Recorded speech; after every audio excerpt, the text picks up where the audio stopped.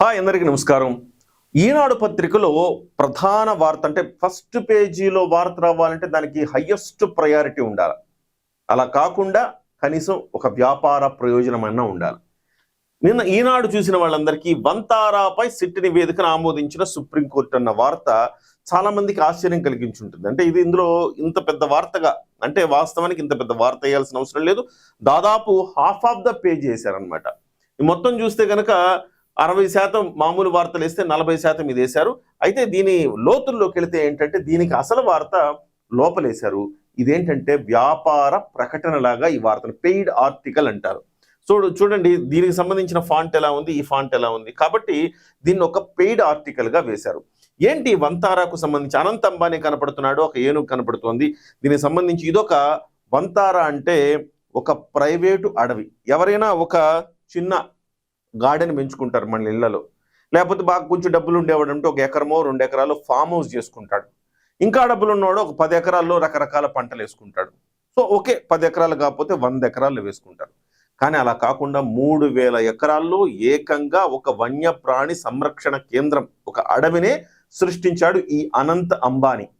అంబానీలకు డబ్బు కొదమే ఉందండి, లేదు కొన్ని లక్షల కోట్లు ఉన్నాయి. కాబట్టి 3000 ఎకరాలు గుజరాత్లోని జామ్నగర్లో 3000 ఎకరాల్లో ఒక వన్యప్రాణి సంరక్షణ కేంద్రం, ఒక అడవినే ఏర్పాటు చేశారు. ఇందులో పులులు, తర్వాత ఏనుగులు, నీటి గుర్రాలు, ఇట్లా రకరకాల జంతువులు అక్కడ ఉంటాయి. దీన్ని ప్రధానమంత్రి నరేంద్ర మోదీ గారు మార్చి 4, 2025లో ప్రారంభించారు. చాలా మంది గుర్తే ఈ వంతారా అడవిలోనే ఈ అనంత్ అంబానీ పెళ్లి కూడా జరిగింది. అంగరంగ వైభవంగా కొన్ని సెట్లేసి అక్కడ పెళ్లి కూడా జరిపారు. దేశ విదేశాల్లోని ప్రముఖులంతా కూడా హాజరయ్యారు. సో అక్కడ వంతారా అనేది ఆ రోజు ఒక స్పెషల్ అట్రాక్షన్ అయిందని కూడా మనం చెప్పాలి. మరి ఇంతకీ ఈ వంతారా మీద వివాదం ఏంటి, సుప్రీంకోర్టు క్లీన్ చిట్ ఇవ్వడం ఏంటి అనే లోతుల్లోకి మనం వెళదాం.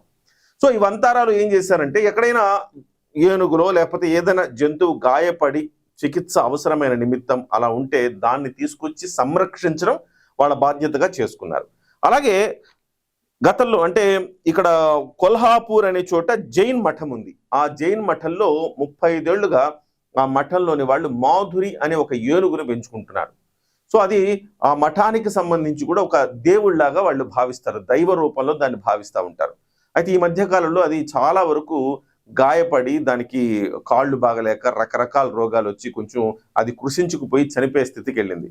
అయితే జంతు ప్రేమికులంతా కూడా ఉండి దాన్ని మళ్ళీ ప్రభుత్వం దీన్ని తీసుకెళ్లి సంరక్షించాలి అని చెప్పేసి పెద్ద ఎత్తున నిరసనలు తెలియజేశారు. అయితే ఇక్కడ మఠం అధికారులు మాత్రం ఇది మాకు దైవ రూపంలో ఉంటది, ఇది కాబట్టి మేము ఇవ్వలేము అని చెప్పేసి వాళ్ళు అన్నారు.